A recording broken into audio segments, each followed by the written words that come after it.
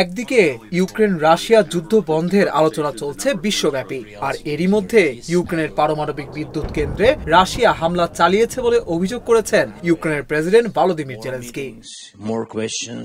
Chernobyl nuclear power প্ল্যান্টের ক্ষতিগ্রস্ত একটি রিঅ্যাক্টরের রেডিয়েশন শেল্টারের ওপর আছড়ে পড়ে একটি ড্রোন।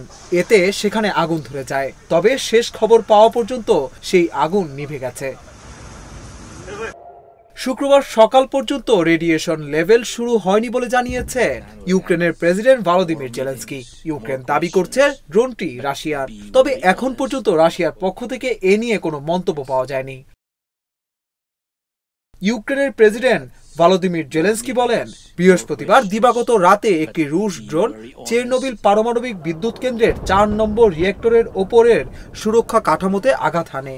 ড্রোন হামলায় সুরক্ষা কাঠামোটি ক্ষতিগ্রস্ত হয়েছে এবং এর ফলে আগুন ধরে গিয়েছিল, যা পরবর্তীতে নেভানো হয়। এখন পর্যন্ত বিকিরণের মাত্রা বৃদ্ধি পায়নি এবং ক্রমাগত পর্যবেক্ষণ করা হচ্ছে। প্রাথমিক মূল্যায়নে জানা গেছে সুরক্ষা কাঠামোর যথেষ্ট ক্ষতি হয়েছে। ১৯৮৬ সালে চেরনোবিলের ৪ নম্বর ইউনিটে বিস্ফোরণ ঘটেছিল, যা সোভিয়েত ইউনিয়ন ও ইউরোপের কিছু অংশে তেজস্ক্রিয়তা ছড়িয়ে দেয়। পরবর্তীকালে এটিকে কংক্রিট ও ইস্পাতের একটি সুরক্ষা বর্ম দিয়ে ঢেকে দেওয়া হয়।